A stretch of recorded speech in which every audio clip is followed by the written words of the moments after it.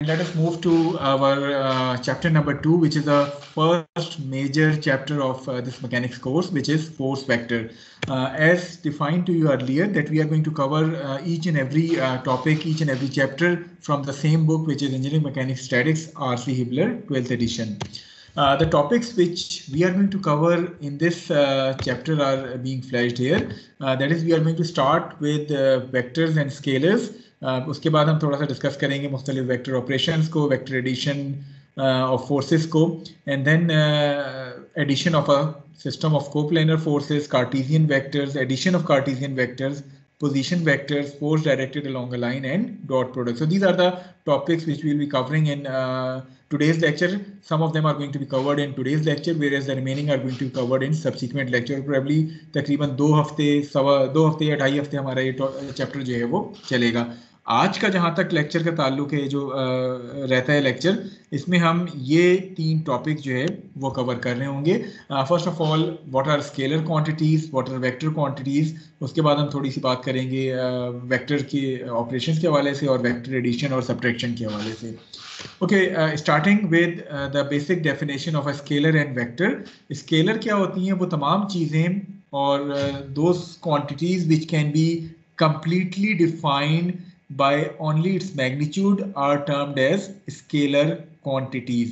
So वो तमाम चीज़ें जो आप सिर्फ और सिर्फ मैग्नीट्यूड के साथ डिफाइन कर सकें, वो आपके पास स्केलर क्वांटिटीज़ जो है वो कहलाती हैं. फॉर एग्जांपल, जिस तरह आपने बेसिक क्वांटिटीज़ की बात की थी, लेंथ की, मैस की, टाइम की, तो ये तीनों एग्जांपल्स हैं स्केलर क्वांटिटीज़ की. मसलन मैं आपसे कहता हूँ कि आपके पास कोई स्केल है, उसकी लेंथ मुझे बताएं, तो आप कहते हैं कि ये 6 इंच या 7 इंच या 12 इंच, जिस इंच का भी स्केल आपके पास है उसकी आप लेंथ बता रहे होते हैं. आप उसके साथ इसकी डायरेक्शन जो है वो नहीं बताते, सिर्फ और सिर्फ उस लेंथ का मैग्नीट्यूड जो है वो बता रहे होते हैं. That magnitude is sufficient to define that length और दैट क्वांटिटी कंप्लीटली. सो वो तमाम चीज़ें जो सिर्फ और सिर्फ मैग्नीट्यूड की मदद से कंप्लीटली डिफाइन की जा सकें, वो आपके पास स्केलर चीज़ें कहलाती हैं. जिस तरह मैंने अभी लेंथ की एग्जांपल दी, या मैस की एग्जांपल करें, या टाइम की एग्जांपल करें, ये तीनों स्केलर क्वांटिटीज़ जो हैं वो आपके पास हैं. इसके मुकाबले में आपके पास अगर कोई ऐसी फिजिकल क्वांटिटी है जिसको कंप्लीटली डिफाइन करने के लिए आपको ना सिर्फ मैग्नीट्यूड की ज़रूरत पड़े, but you need to define its direction as well, so that quantity is being termed as a vector quantity. For example, हम जब फोर्स की बात करते हैं, तो फोर्स अगर मैं कहूँ कि आपके पास एक फोर्स है 100 न्यूटन की, तो क्या 100 न्यूटन की फोर्स से आपका उस फोर्स की डेफिनेशन कंप्लीट हो जाएगी? नहीं, ऐसा नहीं है. आपको ये भी बताना पड़ेगा कि ये 100 न्यूटन की जो फोर्स है, ये आप किस डायरेक्शन में जो है वो अप्लाई कर रहे हैं. So force is basically a vector quantity. So वो तमाम चीज़ें, वो तमाम physical quantities that requires to be completely defined using magnitude as well as direction, they are termed as vector quantities. Force हो गया, it is a vector quantity.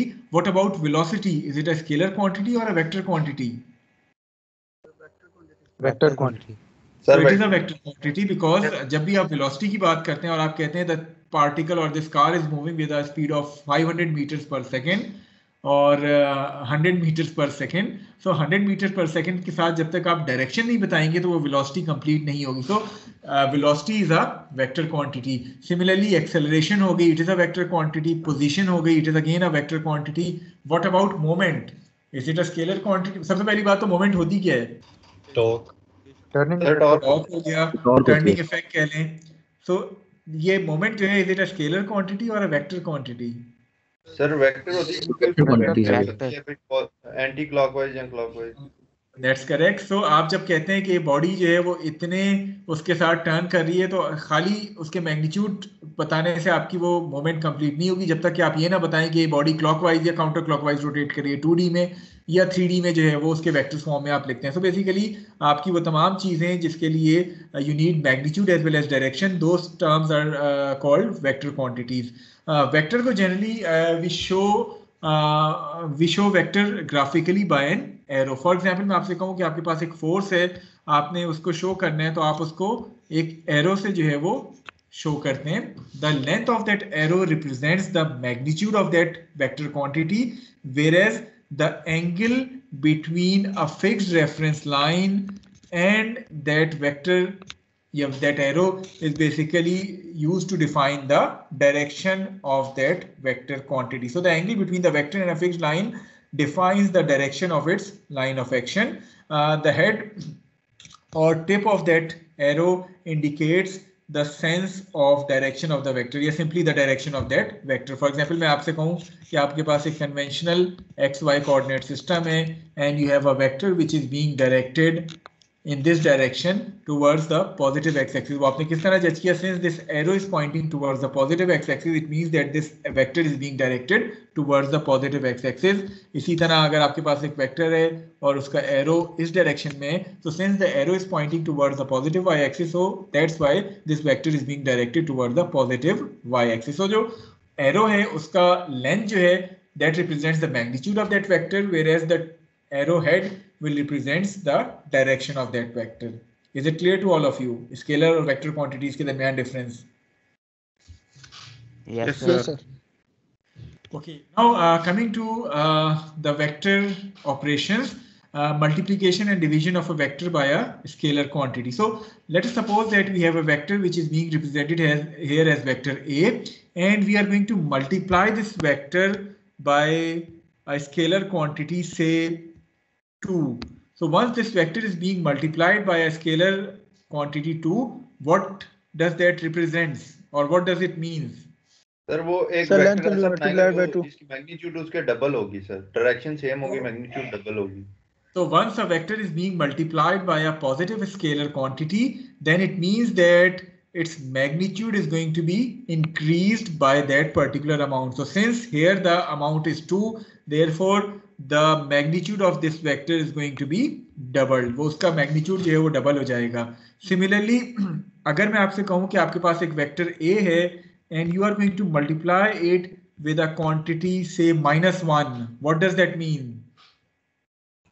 Sir वो उसकी direction opposite होगी, मैग्नीट्यूड सेम होगा. Sir opposite direction. So whenever a vector is being multiplied by a negative scalar such as -1 in this case, then it will also change the direction of that vector by 180 degrees. So initially if this vector is directed in this direction, so once you have multiplied this vector by -1, so magnitude तो उसका same रहा because of this 1, लेकिन negative sign की वजह से इसका direction जो है वो 180 डिग्री जो है वो चेंज हो गया है. Similarly what would happen if I am going to multiply this vector a by an amount which is -0.5, what does that mean? Sir magnitude आधी हो जाएगी, इसका हाफ हो जाएगा और डायरेक्शन में चेंज हो जाएगी, पॉजिटिव से ऑपोजिट हो जाएगी, मतलब नेगेटिव हो जाएगी. Okay, so this 0.5 indicates that its magnitude is going to be reduced to half, whereas this negative sign indicates कि इसका direction भी जो है वो reverse हो जाएगा. So initially अगर ये A था, so it would become -0.5A and इसका magnitude half हो गया और उसका direction जो है वो reverse हो गया या 180 degrees जो है वो change हो गया. So whenever you are going to multiply a scalar quantity by a vector, वो इस तरह से बिहेव करता है जिस तरह आपको यहाँ स्लाइड में मुख्तलिफ एग्जांपल्स के साथ शो किया गया है. इसके अलावा वेक्टर एडिशन आपने पढ़ा होगा मैट्रिक एफएससी में. Have you studied vector addition? Yes sir. Yes sir. Okay, so what was the graphical method of adding various vectors? कौन सा मेथड आपने पढ़ा था? Head to tail rule. Sir head to tail. You studied head to tail rule of vector addition. Now, जब हम vector additions की बात करते हैं तो there are two graphical methods which we will be discussing here. The first one is the parallelogram law of vector addition and the second one is the triangle law, या जिसको हम head to tail rule भी जो है वो कहते रहे. So these are the two graphical method. मैं graphical method की बात कर रहा हूँ. I'm not talking about the analytical methods जो कि हम बाद में कार्टेशियन वेक्टर और यूनिट वेक्टर्स के बाद साथ करेंगे. I am talking about the graphical method of vector addition. चूंकि यहाँ आपको मुख्तलिफ फोर्सेस मुख्तलिफ प्रॉब्लम्स में दी होंगी और हो सकता है कहीं आपको उन फोर्सेस का ग्राफिकल तरीके से रिजल्टेंट फाइंड करना पड़े. So addition of vectors by graphical method comprises of two different solutions. The first one using the parallelogram law, the second one is using the triangle law. एक एक करके हम दोनों चीजों को डिस्कस करते हैं, उसके बाद फिर आपके क्वेश्चन आंसर जो है वो लेंगे. ओके, पैरेललोग्राम लॉ क्या होता है कि all vector quantities obey the parallelogram law of vector addition. What is this parallelogram law? Let us suppose, in order to understand this parallelogram law, let us suppose two vectors A and B which are shown to you here. ये दो vectors हम कहते हैं कि आपके पास कोई से दो वेक्टर्स हैं, vector A as well as vector B. सबसे पहली बात तो ये कि जो भी वेक्टर क्वांटिटीज होती हैं, जब भी हम इनको रिप्रेजेंट करते हैं स्लाइड पे या पेपर पे, तो हम, आप बुक भी देखेंगे, इनको बोल्ड करके शो किया गया. इस बोल्ड होने का क्या मतलब है कि this quantity is being a vector quantity. ठीक है, जो भी क्वांटिटीज बोल्ड हुई हुई हैं, इट मींस कि दे आर वेक्टर्स. अब बुक में इनको बोल्ड के तरीके से शो किया गया. अगर आप लिखते हुए चाहें तो इनके ऊपर एक स्मॉल एरो इस तरह का डालते हैं, वो भी वेक्टर क्वांटिटी को रिप्रेजेंट करता है. तो या तो इनको बोल्ड कर लें, लेकिन चूंकि बोल्ड आप स्लाइड पे या बुक में तो कर सकते हैं, जब आप पेपर पे कोई चीज सॉल्व कर रहे हैं और आपको वेक्टर रिप्रेजेंट करना है, तो बजाय बोल्ड करने के आप इन स्मॉल एरोस की मदद से वेक्टर्स को जो है वो रिप्रेजेंट कर सकते हैं. Okay, coming to this parallelogram law, let us suppose that we have two arbitrary vectors, vector A and vector B, which are shown to you here. In order to add these two vectors using the parallelogram law, the first step is you are going to join the tail of both these vectors at a common point in order to make them concurrent. Concurrent से क्या मुराद है कि उनका जो origin point है, that is same. So first of all, in step number 1, in order to apply this parallelogram law, you are going to draw both these vectors at a common point in order to make them concurrent. So आपके पास vector A था, आपने उसको भी draw कर लिया. आपके पास vector B था, आपने उसको भी एक ही पॉइंट पे जो है वो ड्रॉ करके as per scale and direction आपने ड्रॉ कर लिया. स्केल से क्या मुराद है कि सपोज आपके पास वेक्टर A जो है, इट वाज 500 न्यूटन फोर्स थी, आपके पास वेक्टर B जो है से 600 न्यूटन फोर्स थी. तो जाहिर है आप 500 न्यूटन को कोई ना कोई स्केल रखेंगे. आप कहते हैं लेट 100 न्यूटन रिप्रेजेंट्स 1 सेंटीमीटर. सो 500 न्यूटन कितना हो जाएगा? 5 सेंटीमीटर. 5 सेंटीमीटर. तो आपने 5 सेंटीमीटर की एक लाइन जो है वो ड्रॉ कर ली. इसी तरह 600 न्यूटन आपके पास 6 सेंटीमीटर हो जाएगा, तो आपने 6 सेंटीमीटर की सपोज एक लाइन जो है वो ड्रॉ कर ली है. And make those two vectors concurrent, that is उनकी टेल जो है वो एक ही पॉइंट पे आपने रख ली है. Then in the second step, जब हम पैरेललोग्राम लॉ की बात करते हैं, the second step, from the head of B you are going to draw a line parallel to A. तो आपने किया क्या कि from the head of B आपने एक लाइन ड्रॉ कर दी which is being drawn parallel to vector A. Similarly, from the head of A you are going to draw another line which is parallel to vector B. Wherever those two lines intersect, उसको आपने point P का नाम दे दिया. And the diagonal of this parallelogram, इनको join करने से आपके पास एक पैरेललोग्राम बन गया. The diagonal of this parallelogram basically represents the resultant of these two vectors. So ये आपके पास वो डायगोनल आया which represents the resultant of these two vectors R, which is equal to vector A plus vector B. So the diagonal of this parallelogram that extends to P forms R vector, which represents the resultant vector R vector equal to A vector plus B vector. So should we add 500 plus 600, and can we say R would have a magnitude of 1100 Newton? Is it correct? No sir. ये scalar addition नहीं है कि आप 5 + 6 करके 1100 कर दें. It is vector addition. So vector addition में आप जो मैग्नीट्यूड निकाल रहे होते हैं वो आप इस तरह स्केलर ऐड करके नहीं निकालते, रादर या तो आप ग्राफिकली इस तरह निकाल रहे होते हैं यूजिंग द पैरेललोग्राम लॉ और द ट्रायंगल लॉ, या फिर आप कार्टेशियन नोटेशन में उनको ऐड करके इंडिविजुअल आई और जे कंपोनेंट्स वगैरह जो है वो ऐड कर रहे होते हैं. But let us now concentrate on graphical solution. So ये आपके पास एक अदद पैरेललोग्राम बन जाएगा. इस पैरेललोग्राम को सॉल्व करने के लिए, अब अगेन चूंकि ग्राफिकल मेथड है, अगर आप इसको ग्राफिकली ड्रॉ करें तो आर का मैग्नीट्यूड आपको कैसे मिलेगा? राइट ट्रायंगल सॉल्व कर ले. अगर मैं ग्राफिकली की बात करूं सर ग्राफिकली से लेंथ मेजर कर लें सर इसकी और फिर कन्वर्ट कर दें. That's correct. सो उसकी लेंथ हम मेजर करेंगे. सपोज लेंथ आई 5.3 सेंटीमीटर. आप उसको उस स्केल से कन्वर्ट करेंगे तो आपको जो है वो आर वेक्टर मिल जाएगा. But is it an accurate method? Graphical method क्या एक्यूरेट है? No sir. ये डिपेंड करता है कि अगर हमने उसको मेजरमेंट्स में कोई डिफरेंस नहीं रखा तो फिर सही होगा, वरना सर गलत हो जाएगा. इवन आपने अगर मेजरमेंट्स भी उसकी सही किए, आप कितने डेसिमल तक इस लेंथ को मेजर कर सकते हैं यूजिंग योर स्केल? सो कहीं ना कहीं कोई ना कोई एरर लाजमी आता है if you are using a graphical method, और वो लेंथ मेजर करके हो सकता है आप उस लेंथ को 5.3 कह रहे हो, आपके एक और कोलीग उसको 5.35 कह दे, कोई उसको 5.28 कह दे, तो वो अगेन डिपेंड कर रहा होता है कि आप उस लेंथ को क्या रीड कर रहे हो अपने स्केल से। तो ग्राफिकल मेथड में हमेशा कोई ना कोई एरर आने का जो है वो चांस होता है। दैट्स वाई हम ग्राफिकल मेथड से ज़्यादा ग्राफिकल मेथड बना के इसको सॉल्व एनालिटिकली कर रहे होते हैं using either the sine law, cosine law और ट्रिग्नोमेट्रिक आइडेंटिटीज, कि हम ये जो ट्राइंगल बन रहा है या ये जो ट्राइंगल बन रहा है इसको हम किसी ना किसी ट्रिग्नोमेट्रिक मेथड से सॉल्व कर लें। सो ड्रॉ हम ग्राफिकली कर रहे हैं लेकिन सॉल्व हम एनालिटिकली ट्रिग्नोमेट्रिक आइडेंटिटीज और रूल्स की मदद से सॉल्व करेंगे ताकि हमारा जो आंसर आए वो एक्यूरेट आए। इन एक्चुअल प्रॉब्लम जब हम इसके न्यूमेरिकल्स पे जाएंगे इस टॉपिक के एंड पे, तो हम जो है वो इस ट्राइंगल को using sine law, cosine law और डिफरेंट ट्रिग्नोमेट्रिक आइडेंटिटीज जो है वो सॉल्व कर रहे होंगे rather than drawing it on a graphical scale. Is this parallelogram law clear to all of you? Yes, sir. Okay, so this is first graphical method of solving or adding various vectors. Okay, the second अगर इसमें हमारे पास 3 vectors हों, चलिए 3 की बात अभी हम बाद में करते हैं। So far we are restricting it to 2 vectors only, ठीक है।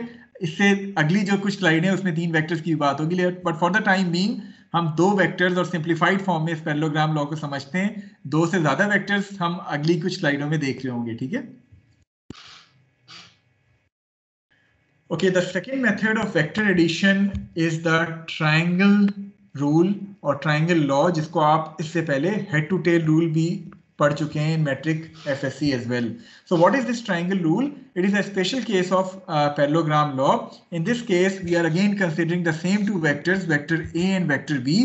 In order to perform vector addition using the triangle law, हम करते क्या हैं step number 1 में, vector B is added to vector A in a head to tail fashion, that is by connecting the head of A to the tail of B. हम करते क्या है कि हमने vector A draw किया as per scale and magnitude, उसके बाद हमने वेक्टर बी की टेल वेक्टर ए के हेड के ऊपर रख के जो है वो ड्रॉ कर दी। तो this is the triangle rule और the head to tail rule. अब जब आपके पास रिजल्टेंट होगा वो क्या होगा कि पहले वेक्टर की टेल से लेके दूसरे वेक्टर के हेड तक जो आपका वेक्टर डिफाइन हो रहा है, it is basically the resultant vector R, which is R vector equal to A vector plus v vector. Now the choice is up to you. When you are using this triangle law, it is up to you. अगर आप चाहें तो vector b को पहले draw कर लें, vector a को बाद में ड्रॉ कर लें, because this head to tail rule or triangle rule is commutative. That is r should be equal to a vector plus b vector, or you can write it as b vector plus a vector. दोनों तरीकों से you are going to get the same resultant, which is this resultant vector r. So this is the head to tail rule, जिसमें आप एक vector जो पहला vector है उसके हेड से दूसरा वेक्टर ड्रॉ कर देते हैं और आपका रिजल्टेंट जो होता है वो पहले की टेल को आखिरी के हेड से मिला लें। अब अगेन ये तो 2 वेक्टर्स कंसिडर किए हैं, अगर हमारे पास से 3 या 4 वेक्टर्स हैं तो आप करेंगे क्या, इसी तरह दूसरे की हेड से तीसरे की टेल को ज्वाइन कर दें और आपको फिर तीनों का रिजल्टेंट जो है वो मिल जाएगा। सो इस तरह आप head to tail rule apply करते चले जाएंगे और आपके पास जितने भी वेक्टर्स हैं उनको आप इस हेड टू टेल फैशन में ऐड करते चले जाएंगे एंड फाइनली पहले वेक्टर की टेल से आखिरी वेक्टर के हेड को ज्वाइन करके you can find out the resultant vector R. So ये ट्रायंगल रूल या head to tail rule clear है हर एक को, या किसी को कोई डाउट हो इस लॉ से? एनी क्वेश्चन जो यहां तक आप पूछना चाहें? Hope, sir. Okay, now let us suppose that we have 2 vectors which are acting along the same line. For example मैं आपसे कहता हूं कि आपके पास वेक्टर A है which is acting along the positive x-axis and it has a magnitude of say 300 Newton. Then you have another vector which is vector B and it is also acting along the same x-axis and it has a magnitude of 400 Newton. So once you are adding vectors which are acting along the same axis, तो उसका क्या तरीका होता है? Sir simply add कर लेते हैं। Simply आप उनके मैग्नीट्यूड को ऐड कर दें, so 300 plus 400 will give you the resultant vector R, which has a magnitude of 700 Newton, and that vector would also be directed toward the same axis जो कि आपकी पॉजिटिव एक्स एक्सिस हैं। तो जरूरी नहीं है कि पॉजिटिव एक्स एक्सिस के अलॉन्ग ही हो। इसी तरह अगर आपके पास 2 वेक्टर्स हैं जो सेम एंगल पे एक्ट कर रहे हैं से 30 डिग्रीज, आपको रिजल्टेंट इनका फाइंड करना है। तो the resultant is going to have a magnitude of the scalar magnitude को आप ऐड कर दें और डायरेक्शन उस रिजल्टेंट आर का भी जो है वो सेम होगा। ठीक है,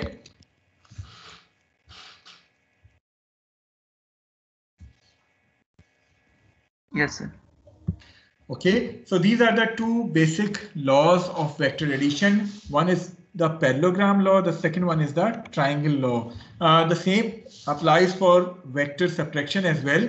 For example, if you have a vector A and you want to subtract it and you want to subtract another vector which is vector B from vector A, so this resultant vector R would be equal to A vector plus minus B vector. What does this minus B vector indicates? कि जो original vector आपके पास B था आप उसकी sense या direction जो है वो अपोजिट कर लेंगे और इस वेक्टर A में आप ऐड कर देंगे either using the parallelogram law और यूजिंग द ट्रायंगल लॉ. दोनों तरीकों से आपको रिजल्टेंट जो है वो सेम मिल सकते हैं. Is it clear vector subtraction? Yes sir. Yes. Okay, कोई क्वेश्चन जो आप वेक्टर एडिशन या वेक्टर सब्ट्रैक्शन के हवाले से करना चाहें इस पॉइंट पे? सर ये हमें डायरेक्शन क्या कैसे पता चलेगा कि ए की डायरेक्शन एक साइड पे होगी और बी की उससे दूसरी साइड पे होगी या इस तरह? देखें, जो ओरिजिनल क्वेश्चन जब हम एक्चुअल कोई न्यूमेरिकल सॉल्व कर रहे होंगे ना तो आपको खाली ये वेक्टर नहीं शो होगा, इसका मैग्नीट्यूड भी गिवन होगा और सपोज इसकी डायरेक्शन भी 30 डिग्रीज पे जो है वो गिवन होगी. सो ये दो वेक्टर्स गिवन होंगे, आपने ए को बी यानी बी को सब्ट्रैक्ट करना है ए से, तो आप इसको पैरेललोग्राम लॉ के तहत ए को अपने ओरिजिनल डायरेक्शन में बना लेंगे. बी के लिए आपने किया क्या कि चूंकि माइनस बी करना था आपने उसकी डायरेक्शन को 180 डिग्रीज रिवर्स कर लिया. अब पैरेललोग्राम लॉ क्या कहता है कि आप बी के हेड से ए के डायरेक्शन में एक लाइन ड्रॉ करेंगे, ए के हेड से बी के डायरेक्शन में एक लाइन ड्रॉ करेंगे. So this is going to be your resultant vector R now. ठीक है, तो इस तरह आपने इसको पैरेललोग्राम लॉ से ऐड करना है. या अगर आप ट्रायंगल लॉ यूज कर रहे हैं तो ए को आपने 30 डिग्रीज के ऊपर जो है वो ड्रॉ कर लिया और बी को यानी बी की टेल को आपने ए के हेड से ज्वाइन कर दिया और उसके बाद फाइनल आपका ये रिजल्टेंट जो है वो निकल आएगा. Is it clear now? या अभी भी कोई इशू है किसी डायरेक्शन के? यस सर क्लियर है. क्लियर है. ओके, अब अगर हम वेक्टर एडिशन ऑफ फोर्सेस की बात करें, स्पेसिफिकली फोर्सेस के हवाले से बात करें, तो you can encounter two different types of problems in statics. The first one is कि आपको कोई से दो वेक्टर्स गिवन हो और आपसे कहा जा रहा हो कि उसका रिजल्टेंट फाइंड आउट करें. सेकेंड सेट ऑफ प्रॉब्लम्स क्या है कि आपको वेक्टर एक गिवन हो और आपसे कहा जा रहा हो कि इस वेक्टर को इसके कंपोनेंट्स में जो है वो रिजॉल्व करें. So these are the two set of problems which you can encounter in statics. The first set involves कि आपके पास दो वेक्टर्स हैं और आपसे कहा जा रहा है कि उसका रिजल्टेंट फाइंड आउट करें. द सेकंड सेट इन्वॉल्व्स कि आपके पास वेक्टर एक है लेकिन आपसे कहा जा रहा है कि इसको इसके कंपोनेंट्स की फॉर्म में दो एक्सिस के अलोंग रिजॉल्व कर दें. सो जब भी आपसे रिजल्टेंट वेक्टर कहा जाए तो उसके लिए तो वही तरीका है कि लेट अस सपोज कि we have two force vectors f1 and f2 acting at this point on this hinge. आपसे कहा जा रहा है रिजल्टेंट फाइंड आउट करें, तो you can use either the parallelogram law or the triangle rule in order to add these two vectors. If you are using the parallelogram law, थोड़ा सा हम दोबारा रिपीट कर देते हैं. आपने f1 f2 को ड्रॉ किया, f1 की हेड से आपने f2 के पैरेलल एक लाइन ड्रॉ की, f2 के हेड से आपने f1 के पैरेलल एक लाइन ड्रॉ की और उसके बाद इस पैरेललोग्राम का जो डायगोनल है that basically represents the resultant force Fr. इसी तरह अगर आप ट्रायंगल लॉ यूज कर रहे हैं तो आपने F1 को ड्रॉ किया as per scale and magnitude, उसके बाद F1 के हेड से आपने F2 जो है वो ड्रॉ किया और the resultant is going to be obtained by joining the tail of F1 to the head of F2. आपको Fr की वैल्यू जो है वो मिल जाएगी. उसके बाद ग्राफिकली ये आपने ड्रॉ कर लिया, then you can use the law of sine or law of cosine in order to solve these triangles in order to get the accurate answer rather than drawing it and get a answer which carries error. तो आप कर क्या सकते हैं कि graphically इसको draw करके rough sketch draw करके एंगल्स निकाल के साइन या कोसाइन लॉ अप्लाई करके एक्यूरेट आंसर जो है वो निकाल सकते हैं. सो आई होप कि रिजल्टेंट कैसे निकालना है दो वेक्टर्स का ये हर एक को क्लियर है, दो फोर्स वेक्टर्स का. काइंडली आपकी आवाज बहुत हल्की आई है, मुझे सवाल आपका समझ नहीं आया, दोबारा रिपीट कर दें. मैंने पूछा कि ये जो लॉ हमने यूज करने की क्वेश्चन में बताया होगा. अच्छा, साइन लॉ या कोसाइन लॉ आपने यूज करना है, कब यूज करना है? सबसे पहली बात तो ये कि what are these sine and cosine law? कुछ याद है मैट्रिक एफएससी का मैथ्स, या मैं रिपीट कर दूं इसको? यहाँ रिपीट कर दूं. Okay, so let us suppose that we have a triangle से this triangle, is this triangle visible to all of you? जी कुछ कहना चाह रहे हैं sir? a over sine alpha, b over sign beta, ऐसे ही करके था कुछ।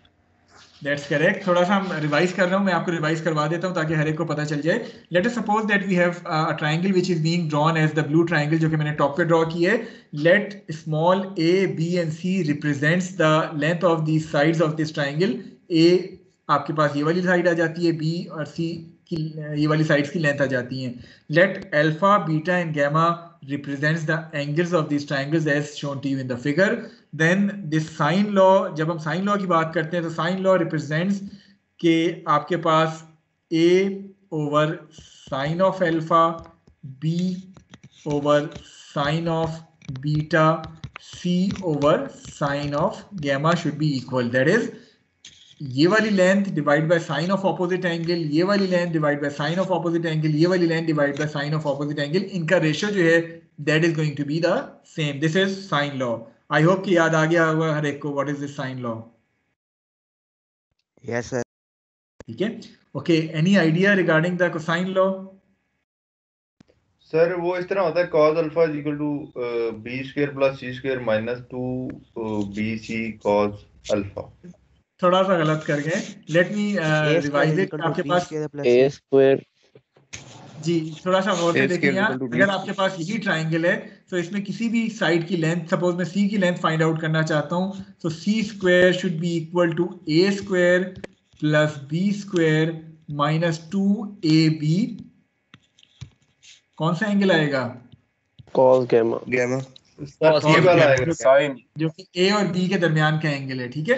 तो c square should be equal to a square plus b square minus 2ab cos of gamma. इसी तरह a square should be equal to b square plus c square minus 2bc cos of alpha. इसी तरह b square should be equal to a square plus c square minus 2ac cos of beta. तो ये आपके पास cosine law आ जाता है. आई hope कि ये revise हो गया होगा हर एक का. Yes sir. सो आप कर क्या रहे होंगे कि आप ये ट्राइंगल्स ड्रॉ करके इनको बजाय ग्राफिकली इनकी मैग्नीट्यूड्स निकालने के आप ये साइन या कोसाइन लॉ अप्लाई करेंगे. कैसे अप्लाई करेंगे वो जब हम एक्चुअल प्रॉब्लम्स के ऊपर जाएंगे तब मैं आपको मुख्तलिफ प्रॉब्लम्स इन लॉ को अप्लाई करके बता दूंगा.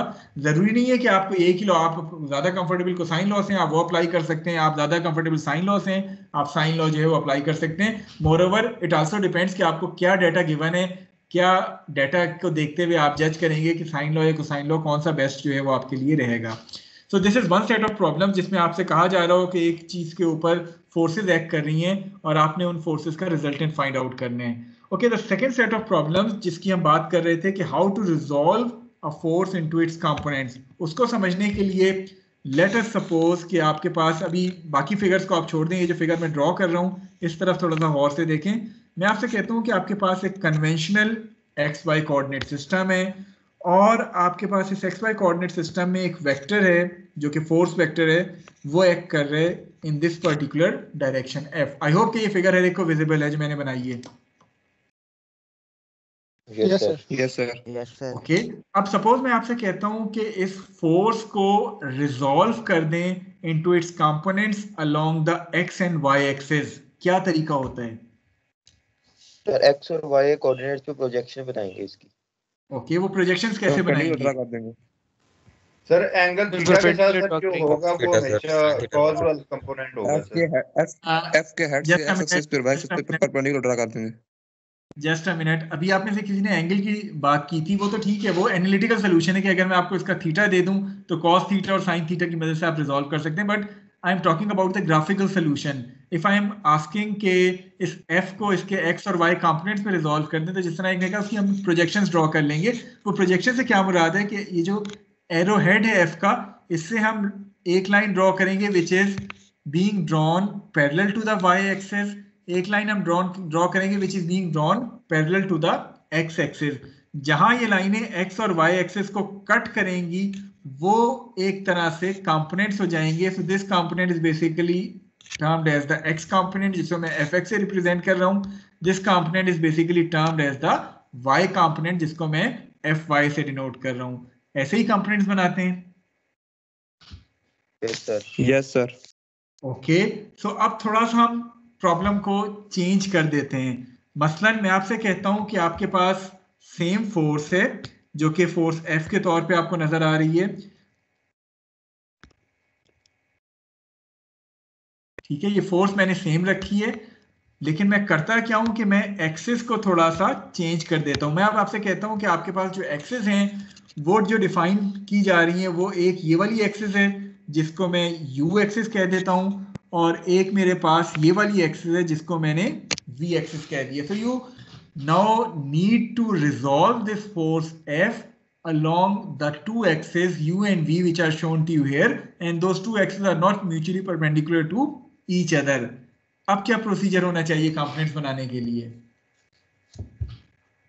सर वही पैरेलल ड्रॉ करेंगे सर जो हेड प्रोजेक्शन एक दूसरे के। सर हेड पॉइंट को कंसीडर करके वहां से परपेंडिकुलर बनाएंगे सर, परपेंडिकुलर लाइन बनाएंगे।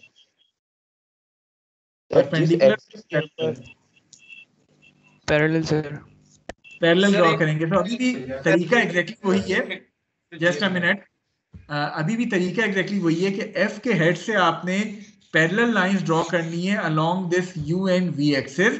दैट इज पहले आपने U एक्सिस के अलोंग एक पैरेलल लाइन ड्रॉ की जो कि आपके पास ये ग्रीन लाइन आ गई। इसी तरह सेकंड स्टेप में आपने हेड से V एक्सिस के अलोंग एक पैरेलल लाइन जो है वो ड्रॉ की। जहां ये लाइंस इंटरसेक्ट हो रही हैं V और U एक्सिस के, वो बेसिकली आपके कंपोनेंट्स हैं। This component is going to be the component FV, this component is going to be the component which is FU। Is this clear to all of you कि जब non perpendicular axis हो तो आप इस तरह components बनाते हैं?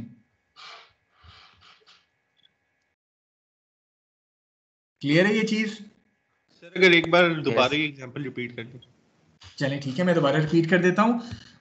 मैं कहता हूँ कि आपके पास, मैं यहाँ नीचे ड्रॉ कर देता हूँ इसको। मैं कहता हूँ कि आपके पास एक फोर्स वेक्टर है which is this force vector F, और आपने इस फोर्स वेक्टर को रिजॉल्व करना है along two axis which are not perpendicular to each other. Suppose मैं आपसे कहता हूँ कि वन इज दिस एक्सिस जो कि आपके पास U एक्सिस है, the other one is this axis जो कि आपके पास V एक्सिस आ गई है। सो U और V एक्सिस आपको ये शो की गई हैं। आपसे कहा जा रहा है कि आप इन U और V एक्सिस के अलोंग इस फोर्स को रिजॉल्व कर दें। अब रिजॉल्व करने का तरीका क्या है कि आप F के हेड से पैरेलल लाइंस ड्रॉ करेंगे along the U and V axis. So from this head of F आपने सबसे पहले एक पैरेलल लाइन ड्रॉ की जो कि U एक्सिस के अलोंग थी। इसी तरह from the head of F आपने एक पैरेलल लाइन ड्रॉ की जो कि V एक्सिस के पैरेलल थी। जहां ये लाइंस इंटरसेक्ट करेंगी उन U और V एक्सिस को, so this component is going to be FU and this component is going to be FV। ये आपके वो दो कंपोनेंट्स आ जाएंगे फोर्स F के along U and V axis which are not perpendicular to each other as in the case of Cartesian coordinates। आपकी x y चूंकि parallel होती थी, परपेंडिकुलर होती थी, तो आपका केस डिफरेंट होता था। यहाँ जो दो एक्सिस आपने कंसिडर किए हैं they are not mutually perpendicular to each other, तो आपने इस तरीके से उसको रिजॉल्व करना है। यहां तक क्लियर है हर एक को? Yes sir. अब नेक्स्ट स्टेप क्या होता है कि आपके पास ये ट्राइंगल बन गया है। आपने अगेन साइन लॉ या कोसाइन लॉ को इस्तेमाल करते हुए इन कंपोनेंट्स का मैग्नीट्यूड फाइंड कर लेना है using either the sine law और द कोसाइन लॉ। वो किस तरह करना है कि डेफिनेटली आपको ये F का जो है वो कोई ना कोई एंगल गिवन होगा। आप इन एंगल्स की मदद से कोई एक आध लेंथ गिवन होगी, आप बाकी जो अननोन क्वांटिटीज हैं उनके मैग्नीट्यूड निकाल लेंगे using either the sine law और द कोसाइन लॉ। वो कैसे निकालना है, जब हम एक्चुअल न्यूमेरिकल पे जाएंगे तब वैल्यूज के साथ हम उसको जो है वो सॉल्व कर सकते हैं। Is it clear to all of you?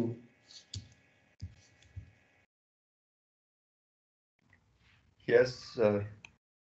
Okay, the final slide for today. आप में से बार बार लोग सवाल कर रहे थे कि what should happen with the parallelogram law if we have more than two vectors. थोड़ा सा स्लाइड को गौर से देख लें, मैं समझाने की कोशिश करता हूँ। Let's suppose that we have three vectors which are being represented here as F1, F2 and F3, and we need to find out the resultant vector FR using the parallelogram law.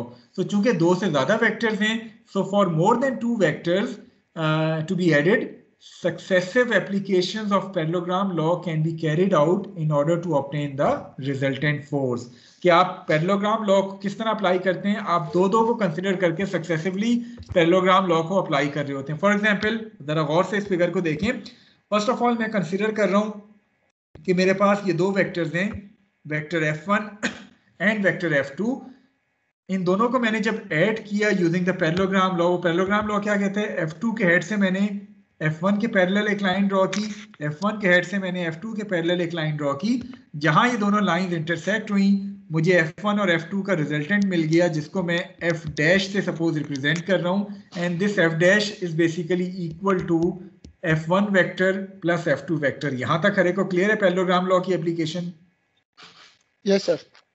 Yes, sir. Okay. Yes, sir. Now we need to add the third vector as well.